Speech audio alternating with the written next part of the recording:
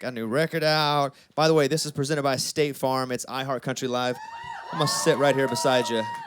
I got to wonder what it's like because we were at the CMAs last week. Yes, we were. And I was looking at you, and that's what I do. I just look at you all the time. All right. You know that. You can tell when I'm looking at you.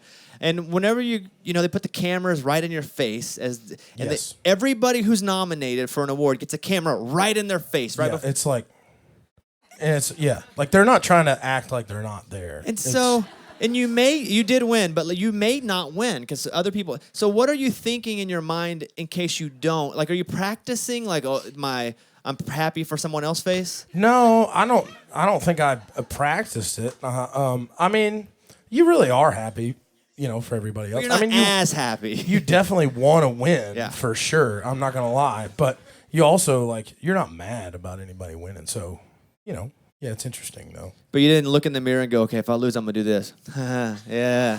No, I didn't. Oh, you didn't? Not, okay. no. All right. So you get up there and you win Male Vocalist of the Year, and you and I had talked right before the show, maybe even the day of the show. Yeah. And you were like, I'm not planning any sort of speech. Yes. As you're walking up those steps in your head, are you starting to go, oh my God, here's who I got to thank. Oh my God, here we go. No, because I feel like you're just in shock that you've won. So then when you're standing there and they've given you the award, and then the people that give you the award walk away, then you realize everyone's just staring at you. And you're on live TV in front of everyone else who sings country music for a living, and you have to say something not stupid. Will you go back, and did you go back and watch your speech? I did not. No. Did anyone go, Luke, how'd you forget me out there? No, actually, surprisingly, no. I'm sure there are people harboring resentment out there somewhere. But no, no one has said that to me yet. I got home after the show, and everyone was like, why was everybody booing Luke? Yes. And that was the common question that even I was getting. Yeah. And I would go, that's not, his name is Luke. Right. Yeah. And so you had to say something too. Did you write like, hey, that they were not Yeah, it's just like, I mean, I get, because sometimes even when I'm hearing it, I'm like, oh no. You know what I mean? Like, what have I done? What have I said? Yeah. Who did I offend here? But yeah, I mean, I'm kind of used to it now, so it's kind of nice. Luke Combs is here. We have a fan question. And this is Susan. Where are you out there? Hey, Susan, how are you? Hello, Susan. Do you have a microphone or are you just going to yell? Just yell. I read the question. Okay, good. There you go. Yeah. Okay. Here's what Susan says right there. That's her, so you can imagine it come from her mouth. She goes, given the enormous success of your first album, what was the experience like writing and recording what you see is what you get?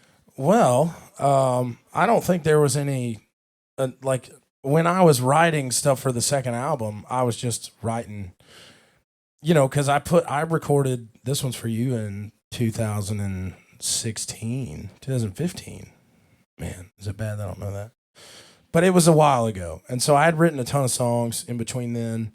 And, I recorded it well over a year before it even came out. So I had a bunch of stuff. So some of the stuff, I wrote before This One's For You even came out. So there wasn't any pressure of like, oh, man, everyone thinks this album's so good, and now I got to write that again. I was just, and there are definitely some songs I've written, more recently, but I don't know. I don't necessarily, I guess I just never let the pressure get to me in that sense. How you feel about that answer, Susan? She likes it. Okay, she likes it. Good. All right, tell me about this next song, Every Little Bit Helps. Yeah, I wrote, it was one of the first songs I wrote in my house. I moved into a new house about a year ago. And just fun. I just wanted to write a fun song, I think it's it definitely has some parallels to When It Rains, It Pours, thematically speaking. But I've just always kind of loved that tongue-in-cheek, early Brad Paisley kind of thing, and so sometimes I try to emulate that, and I think this is one of those.